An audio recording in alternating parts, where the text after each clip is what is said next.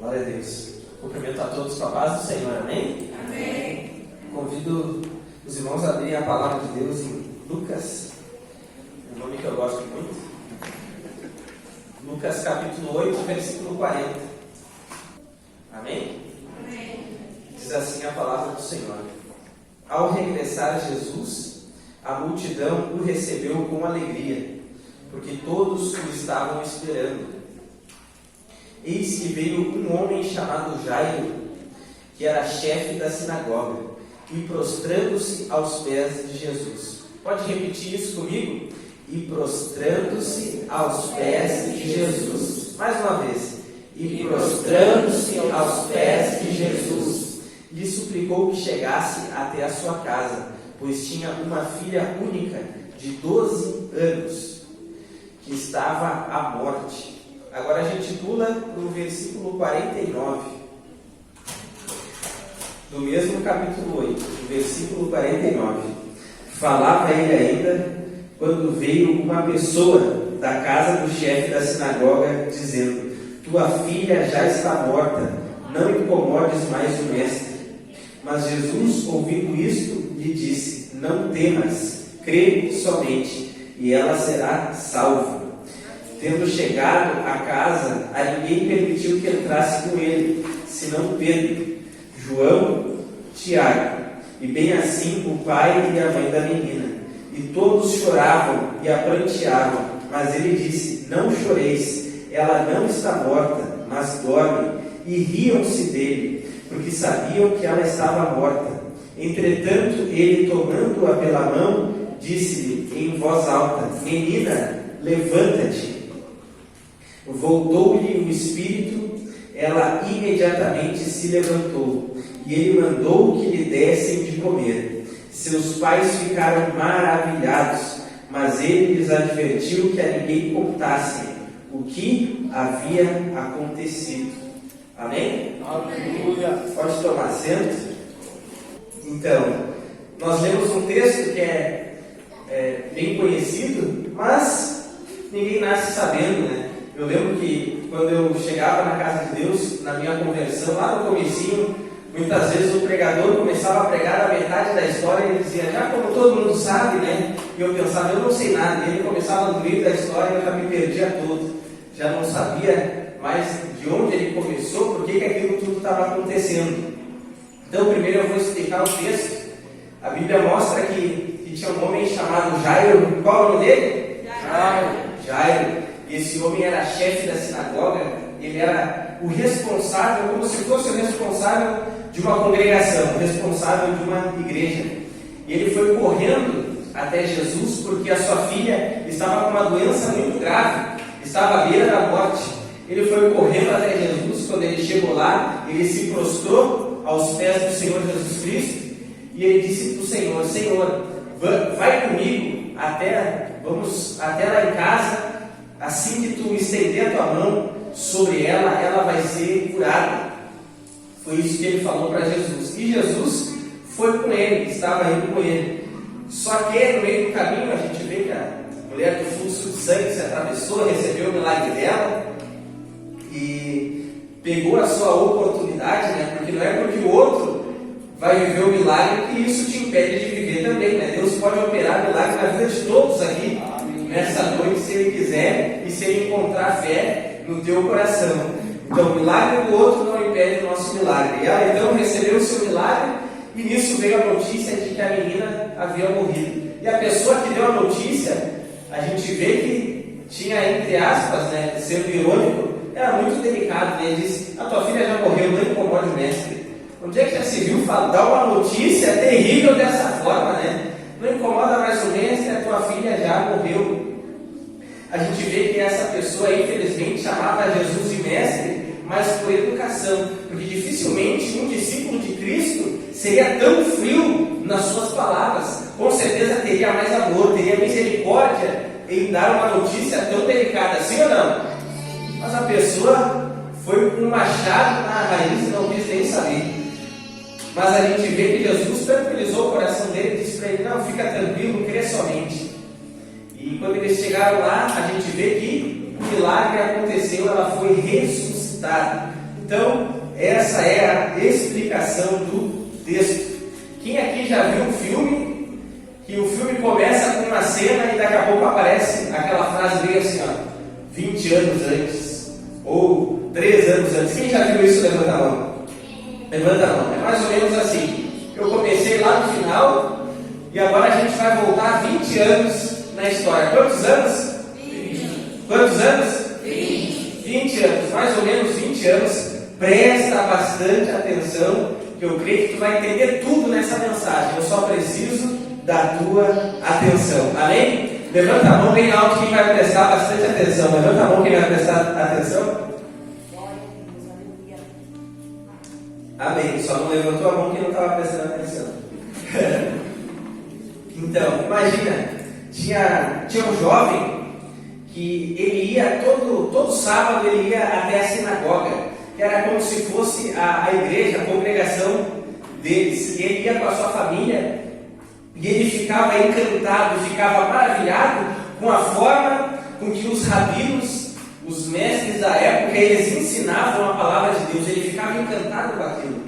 E ele recebia, e ele prestava muito atenção na palavra de Deus. E no coração dele foi crescendo aquela vontade. Assim que eu crescer e tiver a oportunidade, eu quero servir a Deus. Eu quero dedicar a minha vida a servir ao Senhor de todo o meu coração. E chegou um determinado momento em que ele começou a se dedicar. Ele começou a estudar. Começou a estudar, começou a se aplicar. Porque a gente vê que, embora ele não fosse da tribo de Levi, embora ele não fosse um descendente de Levi, ele ainda assim, ele alimentou no seu coração o desejo de servir a Deus. E por que eu dei esse exemplo? É que em Israel havia 12 tribos. Quantas tribos? 12. Quantas tribos? 12. E uma das tribos era Levi. E essa tribo era a tribo dos músicos, dos sacerdotes, a tribo do sumo sacerdote, era a tribo de todos os obreiros da casa de Deus. Todos eles eram da tribo de Levi. Deus escolheu essa tribo para que essa tribo pudesse servir a Ele na casa de Deus. As pessoas que não eram dessa tribo não poderiam servir assim como os da tribo de Levi faziam. Mas esse jovem, um dia lendo a lei de Deus, ele descobriu que tinha lá uma exceção, porque a Bíblia mostra que tinha uma exceção que falava sobre um voto que se chamava nazireado. Pode repetir comigo? Nazireado. Mais uma vez? Nazireado. E quem fazia um voto de nazireado, ele podia consagrar a sua vida a Deus. E ele podia servir a Deus, mesmo que ele não fosse da tribo de Levi. E quando esse jovem leu essa lei, ele ficou encantado, ele ficou maravilhado, ele ficou muito alegre, porque ele viu ali uma oportunidade. E a Bíblia tem alguns exemplos de nazireus. A Bíblia mostra que João Batista era nazireu, a Bíblia mostra que Samuel era nazireu, e o nazireu mais famoso, que não precisa ser nem crente para conhecer, é Sansão, aquele que era forte, né? Aquele que era forte, que derrotava exércitos inteiros. E ele perdeu as forças quando ele cortou o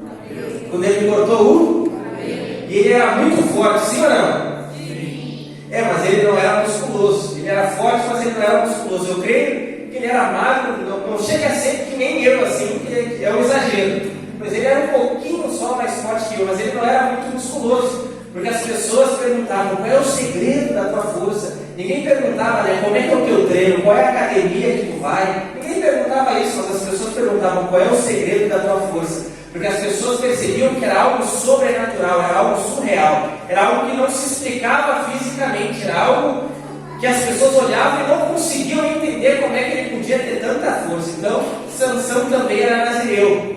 Eu dei aqui 3 exemplos então de nazireus, pessoas que consagravam a sua vida a Deus. E esse voto do nazireado poderia ser algo de nascença, algo vitalício, ou seja, até o fim da vida, do nascimento até o fim da vida, ou poderia ser por um espaço determinado de tempo. Poderia ser 5 anos, 1 ano, alguns meses, alguns dias. E outro detalhe, não precisava ser da tribo de Levi. E outro detalhe também é que poderia até meninas, até mulheres poderiam fazer o voto do nazireado, porque a gente vê que a mãe de Sansão, esposa de Manoá, ela também não pôde comer do fruto da videira, ela também não pôde beber bebida forte, ela também teve que participar do voto. Quem entendeu até aqui, levanta a mão.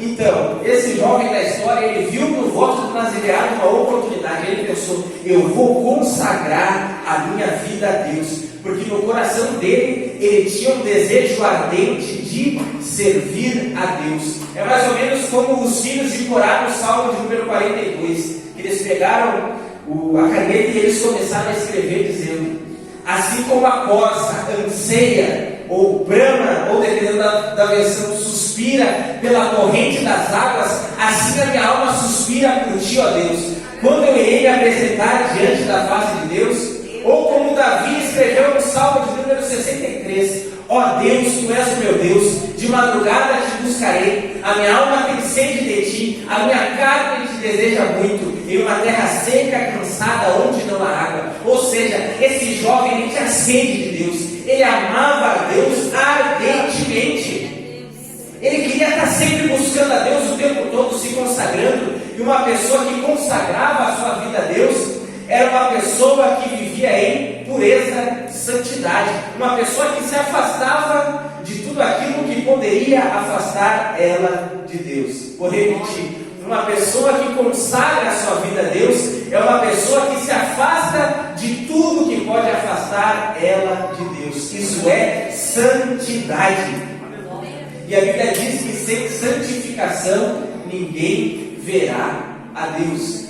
E esse jovem, então, ele consagrou a sua vida a Deus. E ele começou a estudar, ele começou a se aplicar, ele começou a se dedicar para que um dia ele pudesse servir a Deus, assim como aquele rabino, assim como aquele mestre que ele ouvia todos os sábados na sinagoga. E esse jovem, ele foi educado como a maioria dos israelitas, as crianças eram educadas. Sabe como é que as crianças em Israel eram alfabetizadas? Quem aqui já leu o número de Salmo 119? Levanta a mão quem já leu todo o Salmo de número 119. São 176 versos, se eu não me engano. É o capítulo, entre aspas, é o maior capítulo da Bíblia. O Salmo 119 são 176 versos. É muito grande, sim ou não? As crianças eram alfabetizadas com o Salmo de número 119. Preste atenção para que tu possa entender o porquê. O Salmo de número 119, ele é separado em 22 estrofes, 22 grupos de versos. E cada estrofe contém 8 versos, ou seja, 8 linhas. São 8 linhas e 22 estrofes. E essas 8 linhas, todas elas começam com uma letra do alfabeto. Por exemplo, se fosse aqui no Brasil, as 8 primeiras linhas do Salmo 119 começaria com a letra A. Alegrei-me. Eu ando, tudo com a letra A. Amo, tudo com a letra A. Começa os 8 versos. Aí, do verso 9 até o verso 16, a letra B. Do verso 17 até o 24, a letra C. Quem entendeu isso, levanta a mão.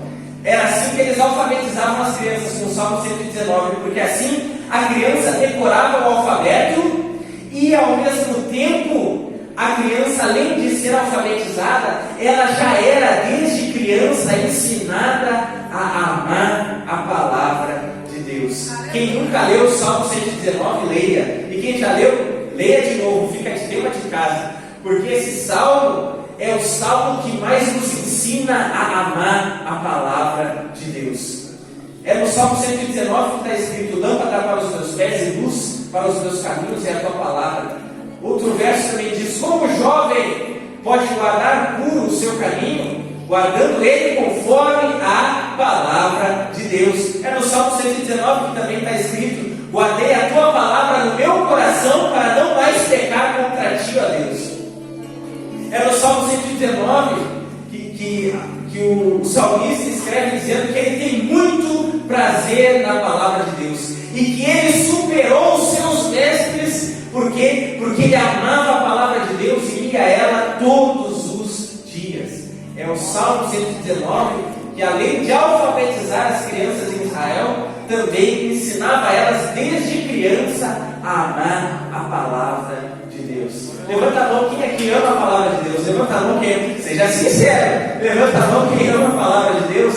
Amém. Ame a palavra de Deus. Esse jovem então, ele pegava os rolos, ele lia e lia e lia todos os dias. Ele amava muito a palavra de Deus. E sabe, meus irmãos, essa é uma característica, preste atenção, essa é uma característica que infelizmente, parece que não, mas infelizmente é muito rara nos nossos dias. A pessoa amar profundamente a palavra de Deus. A gente sabe que ninguém passa um dia sem pegar o celular.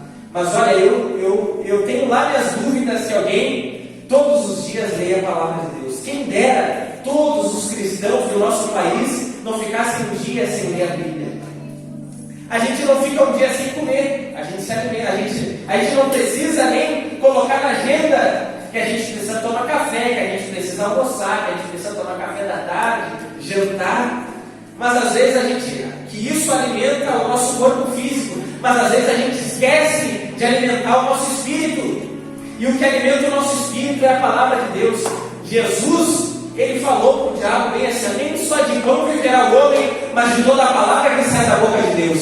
Sim ou não? Ele disse isso, sim ou não? E quando Jesus disse isso, ele estava falando de dois pães. Ele estava falando do pão físico que alimentava o corpo, e ele estava falando da palavra que é o pão que alimenta o espírito. Então, não deixe o teu espírito fraco. Não deixe o teu espírito fraco. Coma a palavra de Deus, coma a Bíblia, leia a Bíblia, ame a palavra de Deus, porque à medida que a gente vai lendo a palavra de Deus, é ela que vai nos transformando.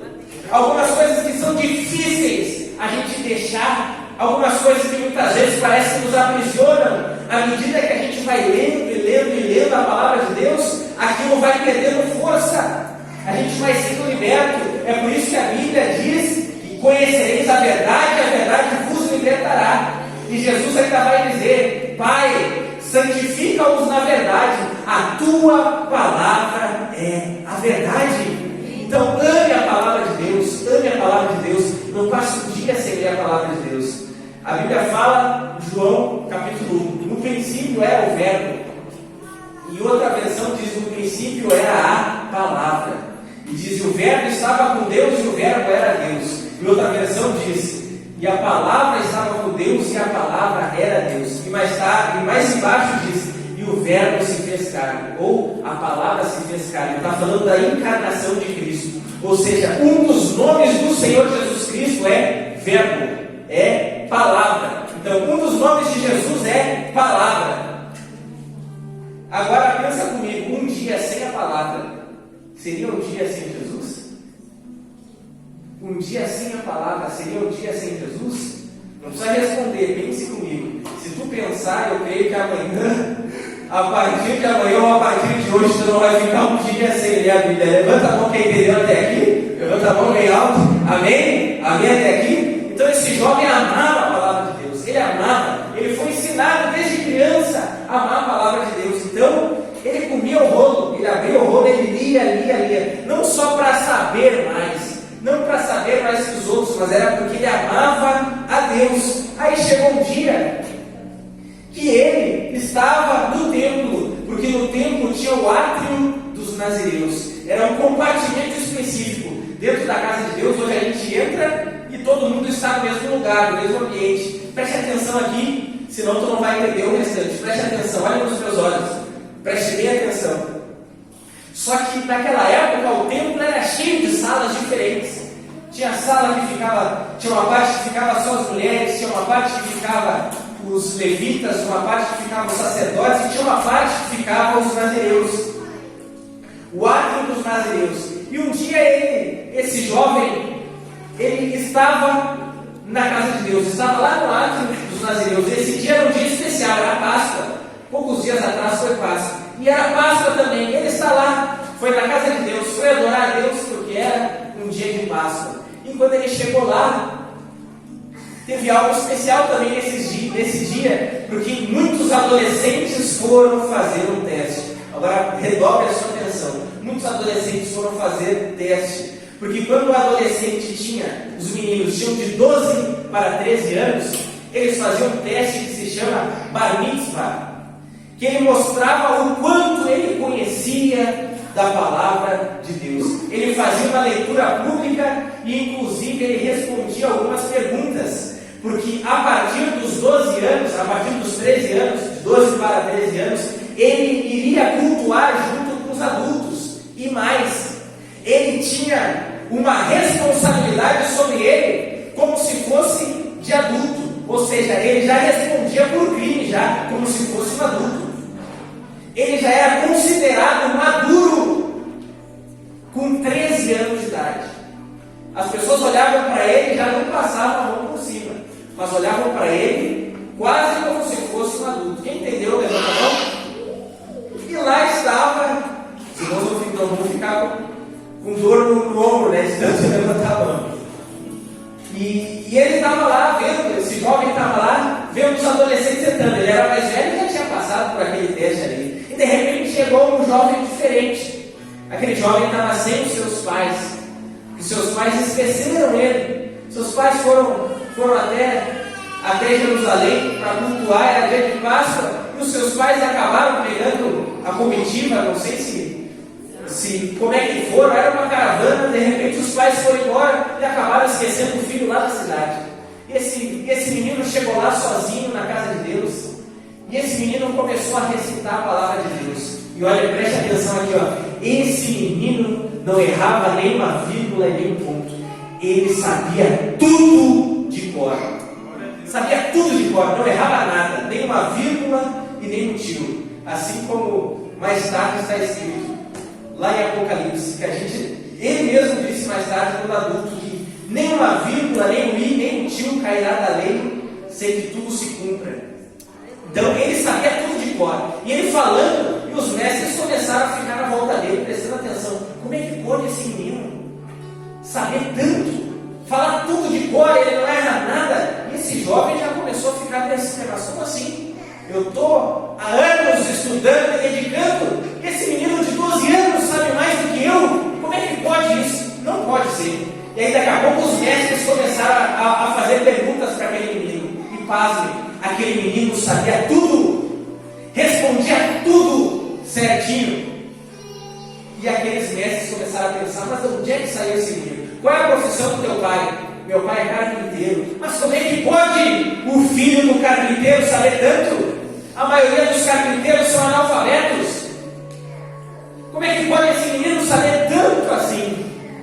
E aquele jovem ficou pensando, mas como é que pode isso? E de repente aquele menino, ele começou a fazer pergunta. E quando aquele menino abriu a boca e começou a fazer pergunta, os mestres, alguns já começaram a ir embora. Por quê? Porque não sabiam as respostas. Esse menino, mais tarde, quando era adulto, foram perguntar para esse menino assim: com que autoridade tu faz tudo isso que tu faz? Com que autoridade tu ensina tudo que tu está ensinando?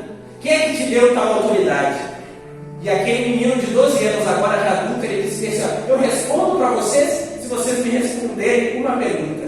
O batismo de João é de Deus ou é dos homens? É do céu ou é da terra? E aqueles mestres começaram a se acotovelar. Se a gente disser que é do céu, ele vai dizer: por que vocês não creram então? Se a gente disser que é dos homens, que é da terra, a maioria das pessoas aqui que crê em João vão nos descartar, vão nos humilhar, vão nos xingar por isso. Aí aqueles anciãos chegaram naquele menino que antes tinha 12, mas agora era adulto, e disseram: a gente não sabe. E ele disse: então eu também não vou dizer com que autoridade eu faço o que faço e falo o que falo. Eles nem perceberam. Mas aquele homem, quando ele perguntou: o batismo de João é de Deus ou é dos homens, ou do céu ou é da terra? Ele já estava respondendo com que autoridade ele fazia o que ele fazia. Porque quem deu autoridade para ele foi Deus, a autoridade veio do céu. E a autoridade foi liberada por João. Ou seja, a resposta estava na pergunta que ele fez e também estava na resposta da pergunta que ele fez. Ele deu um nó na cabeça de todo mundo, que nem deu na tua agora. Enfim, aquele menino era muito especial. E aí perguntaram: qual é o teu nome? Qual era o nome do menino de 12 anos de idade? Jesus. Qual era o nome dele? Jesus. Qual era o nome dele? Jesus. O nome que o Lucas leu o texto aqui, o nome que está acima de todo nome. Ele se esvaziou esvaziou, Filipenses 2, ele se esvaziou, se colocou como servo, se colocou como humano, como cada um de nós. E por ele se humilhar tanto, o nome dele foi colocado acima de todo nome, de sorte que todos os joelhos se dobram nos céus e na terra e debaixo da terra, e toda língua confessa que ele é o Senhor. Jesus, o menino de 12 anos de idade que foi esquecido, lá na cidade de Jerusalém, era Jesus. Ele foi esquecido, ele estava perdido, e para onde é que ele foi? Foi para o templo, foi para a casa de Deus. Uma pergunta: quando tu te sente esquecido pelos outros, para onde tu vai? Quando tu te sente perdido, para onde tu vai? Vá para a casa do Pai, vá para a casa de Deus, e pode ter certeza que lá tu vai ser achado. Não apenas por Deus, porque Deus, Ele sabe cada um dos teus passos. A Bíblia diz que o homem faz planos, mas agora os nossos passos são dirigidos por Deus. Esse menino estava lá então, e seus pais chegam mais tarde e eles vão embora. Mas aquele jovem que estava lá pensando, como é que pode esse menino, filho do carpinteiro, com 12 anos, saber mais do que eu? Aquilo lá marcou a vida daquele jovem, e aquele menino foi embora. E aquele jovem nunca mais viu aquele menino de 12 anos, nunca mais. Aí chegou mais tarde, os anos passaram, e aquele jovem que queria muito servir a Deus, chegou um dia, chegou a oportunidade dele, mas como ele não era filho do sacerdote e nem era genro do sacerdote, ele não podia servir no templo.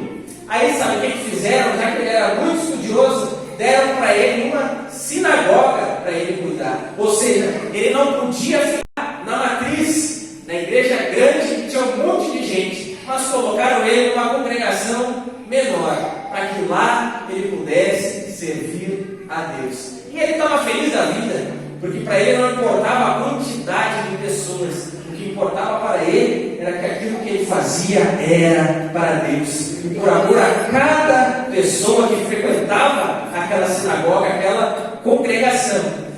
E como todo menino e toda menina em Israel é educada, o sonho dele não era apenas servir a Deus, mas o sonho dele era ter uma família. Então ele casou e chegou um dia que ele teve uma filha, uma menina linda. E desde pequenininha, desde bebezinho, ele recitava as leis da palavra de Deus para aquela menina. Ele ensinava a menina, e ele também ensinou aquela menina a ler e escrever com o salmo de número 119. E ele ensinou a sua filha assim. A sua filha era muito inteligente e também amava a palavra de Deus. E o tempo foi passando e foi passando. E ele começou a ficar mais velho e mais velho. As pessoas passaram a respeitar mais ele. Ele era muito conhecido na cidade dele. As pessoas tinham ele com muito apreço.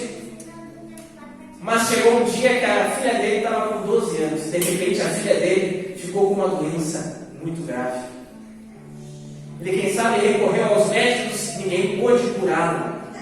Ninguém sabia o que era, ninguém conseguiu detectar o que era e ninguém conseguiu curá-la. E ele começou a ficar desesperado. Mas o que é isso? Mas a vida continua. E de repente os seus colegas de trabalho, que cuidavam de outras congregações, cuidavam de outras sinagogas, começaram a falar algumas coisas, as notícias começaram a correr, e eles começaram a dizer assim: ó, tu nem sabe, um dia veio um homem aqui na congregação, aqui na sinagoga, e ele teve a ousadia de abrir o rolo de Isaías e dizer bem assim: ó, o Espírito de Deus está sobre mim, pois me ungiu a pregar as boas novas aos pobres, aos quebrantados de coração, a dar visão aos cegos e dar liberdade aos cativos. E aquele homem disse assim: ó, hoje se cumpre essa palavra. Aleluia. E quando ele falou isso, ele deu a entender que ele era o Cristo, que ele era o Messias. Olha como ele é o herege. Se ele for aí na tua congregação, na tua sinagoga, não deixa ele pregar, não deixa nem ele ler a palavra introdutória. E as notícias começaram a correr. Aí de repente um homem lá de outra congregação, de outra tu nem sabe. Um dia a gente está aqui congregando, a gente está aqui adorando, era sábado, a gente estava lendo, estava estudando a palavra de Deus, de repente tinha um homem que tinha mão errada, e tu acredita que aquele outro homem que já está muito mal falado por aí, tu acredita que ele curou aquele homem da mão errada? Ele era sábado? Não pode, Jair, isso está errado, isso é blasfêmia, olha o que ele fez, Jair. Não. Se ele for aí na tua sinagoga, na tua congregação, não deixa ele pregar. Não deixa ele falar. Melhor, não deixa nem ele entrar na congregação, não deixa nem ele entrar na sinagoga, porque ele não é de Deus, não pode. Ele cura no sábado. E as notícias começaram a correr. E de repente Jairo está desesperado, porque a sua filha não melhora. E aí veio a notícia: milagres estão acontecendo na cidade de Jairo. Muitas pessoas estão sendo curadas. Pessoas estão sendo libertas de espíritos malignos. E aí de repente isso chega até Jairo. Jairo, curas estão acontecendo, Jairo. É mesmo. E quem está curando as pessoas é um tal de Jesus. Um tal de Jesus. E Jairo, ele cura até sábado. Infelizmente ele cura sábado, Jairo. É mesmo? Ele, eu acho que ele não é de Deus, Jairo, porque ele cura sábado. E Jairo está lá desesperado por causa da sua filha. E a sua filha com quantos anos mesmo? 12 anos. E quem sabe Jairo está orando e ele está dizendo: Deus, se a minha filha fosse um menino, e se ela fizesse o teste de bar mitzvah, com certeza ela passaria. Eu ensinei a tua palavra para ela, Deus. Ela foi alfabetizada com o salmo de número. Eu consagrei a latim, ela foi apresentada no templo. Eu eduquei ela no caminho do Senhor. Por que está acontecendo isso agora? Por que ela está tão doente? Se ela fosse fazer o teste do bar mitzvah, com certeza ela passaria. Com certeza ela sabe mais do que muitos outros nessa cidade, do que tantos outros adolescentes nessa cidade. Eu acho que ela sabe quase, ela é tão parecida como aquele menino lá de trás. Como é que era mesmo o nome daquele menino? Filho do carpinteiro, o nome dele era Jesus. Como é que é o nome desse homem que está curando as pessoas na cidade? O nome dele é Jesus. E algumas pessoas estão dizendo que ele está dando a entender que é o Cristo. Será que é mesmo? E Jairo saiu correndo, nem avisou para um dia, e aquele homem chegou e se prostrou aos pés de Jesus. Preste atenção. O judeu, ele não se prostra diante de ninguém. Quem aqui já leu o livro de Esther? No livro de Esther tem um homem chamado Amã, que ele amava quando as pessoas se curvavam diante dele. E aí tinha outro homem chamado Mardoqueu, ou dependendo da versão, Mordecai, que esse homem era judeu, e ele ficava de guarda na frente do palácio, e quando Amã passava para entrar na porta, todo mundo se curvava diante de Amã, mas Mardoqueu ficava bem tranquilo, não se curvava, porque os judeus não se curvavam diante de imagem, não se curvavam diante de homens, eles só se prostravam diante de Deus. E Jairo sabia disso, mais do que a maioria das pessoas, até mesmo porque ele era o chefe da sinagoga. E quando Jairo se prostra aos pés de Jesus, ele estava reconhecendo que Jesus não era qualquer um. Ele estava reconhecendo que Jesus era Deus. Jesus era o quê? Deus. Jesus era o quê? Deus. E eu vou ser óbvio aqui, eu vou chover no molhado. Tu sabia que Jesus é Deus? Estou chovendo no molhado aqui. Tu sabia que Jesus é Deus? Sabe, isso parece tão simples.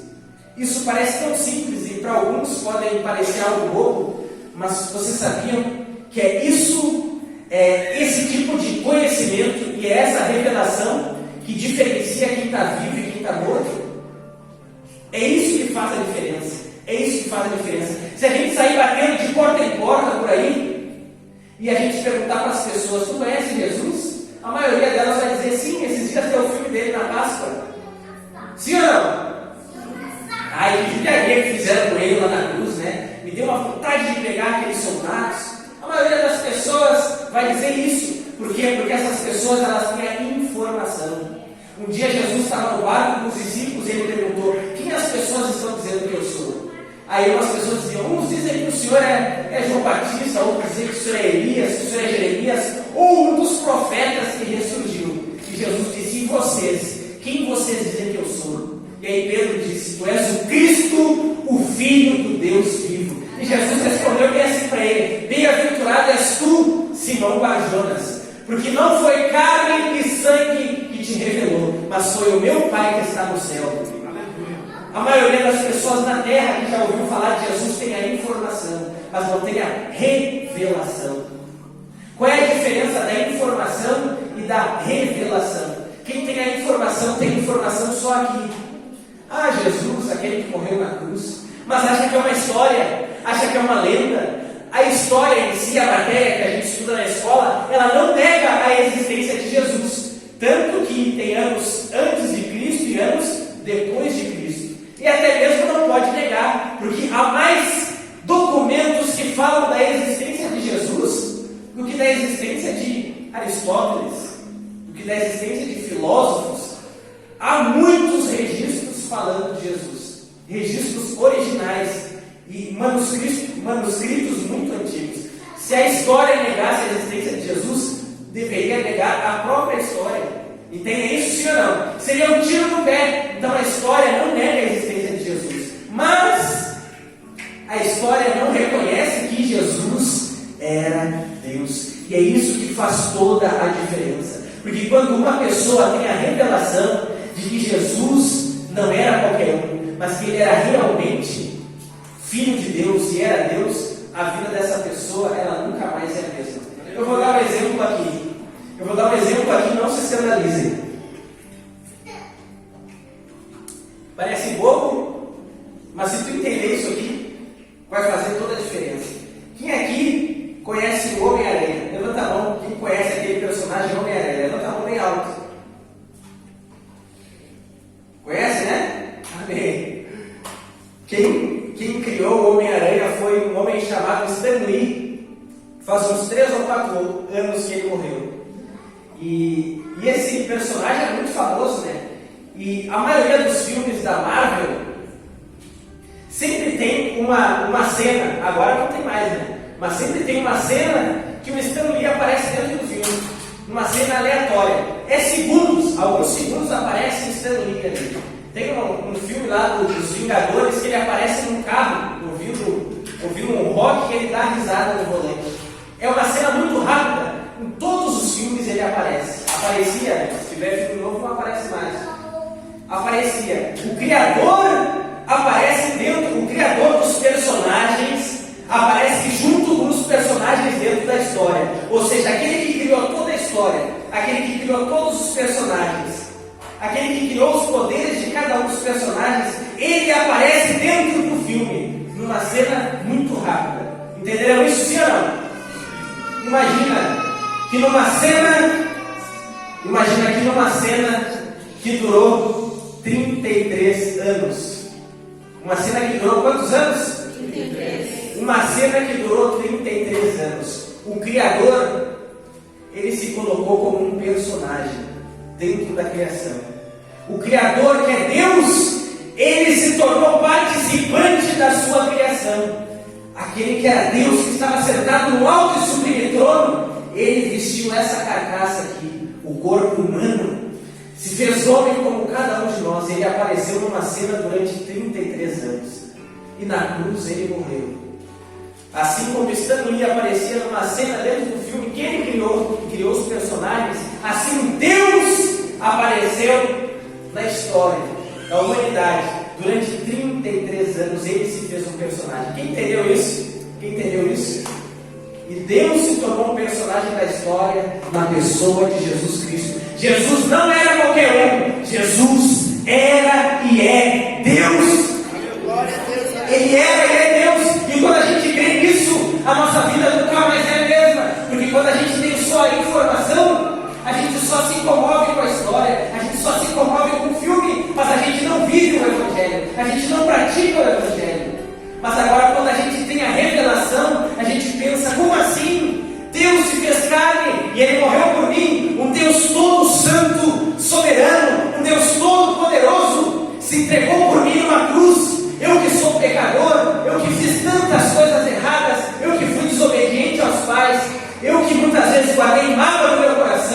falei mal das pessoas, eu que guardo tanto rancor, ressentimento, eu que nem mereço. Ele morreu no meu lugar numa cruz. Como pode isso? Quando a pessoa pensa isso é porque ela tem a revelação. E quando a pessoa tem a revelação de quem Jesus é, a vida dela nunca mais é a mesma. Porque agora ela quer viver para a glória de Deus. Ela quer agradar esse Deus. Ela quer agradar Jesus. E a Bíblia diz, sem fé é impossível agradar a Deus. Então creia. Creia que Jesus não é apenas um homem, não era apenas alguém bonzinho, não era apenas um filósofo, não era apenas um exemplo, mas Ele era Deus. Ele era Deus. E digo mais, ninguém matou Jesus. Ninguém matou Jesus. Ele disse bem assim, ninguém tira a minha vida de mim. Eu é que dou ela. Tenho poder para dar e tenho poder para tomá-la de volta, porque o meu Pai ordenou assim. Quando foram pegar Jesus para crucificar Ele, preste atenção, e foram lá no jardim do Getsemane, Jesus perguntou, quem vocês estão procurando? E eles disseram, Jesus. Jesus disse, quem é? Sou eu. Todo mundo caiu no chão. Ele poderia fugir, sim ou não? Ele poderia ir embora. Ninguém matou Jesus. Ele se entregou por amor a ti. Jesus não era uma vítima. Ele não era uma vítima. Ele morreu na cruz porque Ele se entregou. E Ele se entregou porque Ele te ama. Ele sabia que tu estaria aqui nessa noite ouvindo a palavra dEle, e que ia crer, e que a tua vida nunca mais seria a mesma. E que a partir de hoje, se tu ainda não creu, tu passará a viver para a glória de Deus. Ele tem uma história linda para escrever a teu respeito. Ele tem algo extraordinário para escrever a teu respeito. Mas quem não crê, quem não tem essa revelação, infelizmente ainda está morto. Jairo sabia, Jairo tinha a palavra, tinha a lei na cabeça, mas ele estava morto espiritualmente, até que ele se prostrou aos pés de Cristo. Quando ele se prostrou aos pés de Cristo, ele recebeu vida. Não foi só a filha dele, na casa dele, que foi ressuscitada, mas ele passou a ter vida quando ele reconheceu Jesus como Cristo, como Filho de Deus. Quando Deus falou para Adão, no dia, olha só, no dia que tu comer desse fruto, certamente morrerás. Aí Adão foi e comeu. Adão comeu e caiu morto, sim ou não? Adão caiu morto, sim ou não, quando comeu? Fisicamente não, mas espiritualmente ele caiu morto. Fisicamente ele não morreu, mas espiritualmente ele morreu. Porque Deus disse, no dia que tu comer do fruto, certamente morrerás. Quando Adão pecou, ele morreu. E todo mundo que nasce e descende de Adão, já nasce em pecado. Davi escreveu no Salmo de número 51, em iniquidade eu nasci, em iniquidade me concebeu a minha mãe. Todo mundo nasce desesperadamente precisando de um Salvador. E esse Salvador é Jesus Cristo. Não tente sem Ele. Ele disse, eu sou o caminho, a verdade e a vida. Ou seja, se não tem Ele, não tem vida. A filha de Jairo estava morta na casa dele. Quantos adolescentes estão mortos na tua escola? Quantos adolescentes estão mortos na tua família? Espiritualmente falando. Porque ainda não tem essa revelação, ainda não crê dessa forma. Ainda não teve start. Ainda não reconheceu. Mas se tu já tem essa revelação, a palavra de Deus está dentro de ti. Não esconda. Não esconda. Eu quero terminar dando um testemunho. Eu me converti com 20 anos de idade. E quando teve a minha conversão, eu pensava assim, Senhor, quem me dera eu pudesse voltar no tempo e eu ser crente na escola, eu faria diferente. Na escola eu era muito conhecido na minha escola no último ano. Eu jogava no Inter, então quando tinha futebol, mas os professores também gostavam de mim porque eu estudava bastante. Eu não era o melhor, nunca fui, nunca serei, mas eu era muito dedicado, muito estudioso. Então os professores também me conheciam. Mas em algumas coisas pode ser, com certeza eu não dei bom exemplo porque eu não era crente. E eu convertido, eu pensava, Senhor, quem dera eu pudesse ser crente na escola, eu faria diferente. Eu me destacaria não só por causa do esporte, ou porque eu era estudioso, mas eu ia falar do teu nome. Dito e feito, o tempo não voltou. Como na mensagem a gente voltou aqui a história e a gente chegou lá. Mas Deus me deu a oportunidade de voltar a estudar. E eu passei no vestibular da URGS. Eu estudei 5 anos na URGS. E eu tive experiências maravilhosas lá. Muito difícil passar no vestibular da URGS, né? Foi muito difícil chegar lá. Mas quando eu passei, eu nem queria estudar lá. Porque o que eu mais queria era continuar fazendo o que eu estava fazendo, que era ir de casa em casa no meu bairro pregando a palavra de Deus. Eu ia de casa em casa, de casa em casa. Dificilmente, cada vez que eu penso numa rua do meu bairro, eu sempre lembro de alguma casa que eu entrei lá para levar a palavra de Deus. E eu penso, quando eu fui fazer o vestibular, chegou na prova de história, eu chutei tudo na grade. Porque eu pensava, não, eu não quero. Eu quero servir a Deus. Quero ser que nem um nazireu. Meu pai não é pastor, não nasci no berço cristão, ou seja, não sou levita. Mas eu quero ser um nazireu de Deus, quero consagrar minha vida a Deus, quero fazer a obra de Deus. E aí eu não queria passar no vestibular. Aí a prova de história eu chutei tudo na grade. Marquei tudo na grade, ou seja, nem li as questões, marquei tudo na grade. Era o último dia. Cheguei em casa com o gabarito, porque era o último dia, podia voltar com o gabarito. Aí a minha esposa foi corrigir. Eram 25 questões e eu acertei 13. Sem ler, eu acertei 13 e eram 5 alternativas, ou seja, é impossível, é muito difícil isso acontecer. E eu lembro que eu disse assim para ela, e agora se eu passar? E se eu passar? Como é que eu vou dizer para os meus pais que eu não quero estudar na faculdade? E até hoje eu lembro, Deus falou bem assim para mim, porta que eu abro, o homem não fecha. E eu fui estudar na URGS. E eu lembro que nas primeiras semanas era muito difícil para mim. Não só porque a matéria era muito difícil, porque era engenharia civil, tinha cálculo, era muita coisa complicada, eu saía com dor de cabeça. Mas, muitas vezes, eu fui até o banheiro. E quando eu ia no banheiro, eu chorava. Por que eu chorava? Porque na minha sala tinha um monte de jovem. E eles não eram cristãos. Eles eram muito bonitos, eram muito inteligentes. A maioria era mais inteligente que eu. Só que eles não tinham Jesus.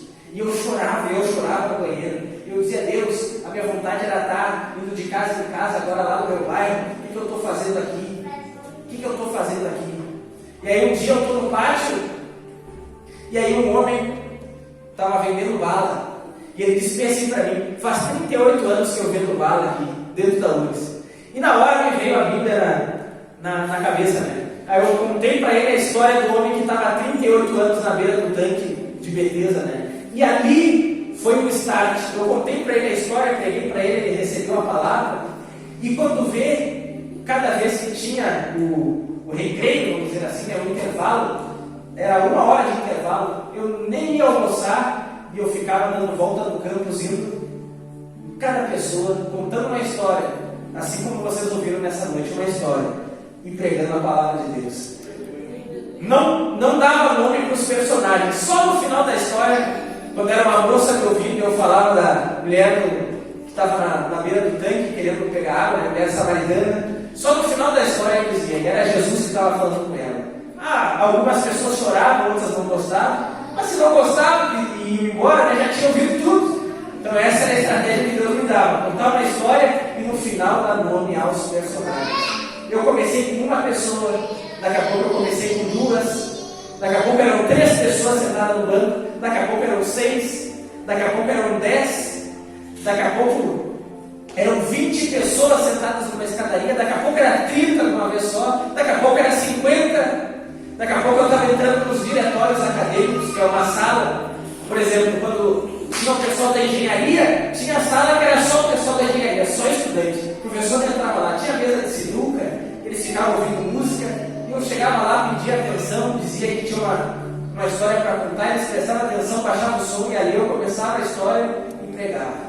Alguns choravam, alguns riam, alguns tentavam zombar, mas todos ouviam, e todos são indesculpáveis. Eu saí de lá, depois de 5 anos, e eram 80 mil pessoas na URGS ao todo, né? E eu creio que pelo menos 5 mil pessoas receberam a palavra de Deus. E sabe, às vezes a gente pensa assim, eu acho que eu não tenho uma chamada para ser pastor. Sabe, o púlpito não é só aqui. Se eu fosse colocar numa folha de papel, contar quantas vezes eu preguei na igreja, quantas vezes eu preguei fora dela, eu acho que é impossível eu alcançar as vezes que eu preguei fora. Eu preguei muito mais fora da igreja, nem pensava em ser pastor. Preguei muito mais fora do que dentro da igreja. Eu acho que é impossível alcançar. Era na roleta do ônibus. Um dia Deus me deu o chamado, prega lá na roleta. E aí eu comecei a pegar 2 ônibus para ir para a faculdade, porque a segunda passagem era de graça, né? Passava o tri, pregava 2 ônibus. Umas 50 pessoas dentro do ônibus. E aí, antes da pandemia, eu estava indo num aniversário, preste atenção, eu estava indo num aniversário de uma filha de uma amiga da minha esposa. Eu estava no trem, e era um monte de gente no trem. E eu fiz uma oração e disse: Deus, o Senhor me deu a oportunidade de pregar no ônibus, dá a oportunidade de um dia pregar no trem. E não é que isso aconteceu, chegou um dia que Deus disse: vai, agora vai. E aí tem um trem, alguns aqui pode ser que já tenham pegado, que é que nem os ônibus da Carris, que é sanfonado, né? Alguns, os vagões são separados, mas esse trem, ele é todo um só. Tem a sanfona assim que separa os vagões, mas ele é todo um só. E ele é silencioso e tem até ar-condicionado. E antes da pandemia eu fiquei 1 mês pregando na estação do trem, e até Novo Hamburgo voltava. Pagava uma vez só a passagem, né? E voltava. E 1 mês deu para alcançar mais de 1000 pessoas. Às vezes é simples, às vezes é só uma história, às vezes é só uma palavra que faz toda a diferença na vida de uma pessoa. Pode pensar assim: pregar é muito complexo, é muito difícil. Não é. Jesus contava parábolas simples, que às vezes as pessoas não entendiam, mas ainda assim ele não deixava de largar a semente. Largue a semente. Deus vai ressuscitar muitas pessoas através da tua vida. Não tenha medo. Não tenha medo. O Senhor é contigo. O Senhor te dá a vida hoje, e muita vida vai jorrar de ti. Como Jesus falou para a samaritana: vão fluir, uma fonte de água viva vai jorrar do teu ventre. Mais tarde ele falou para uma multidão: rios de água viva vai jorrar do ventre de vocês, se vocês crerem em mim, conforme diz a palavra de Deus. Se coloque de pé em nome de Jesus.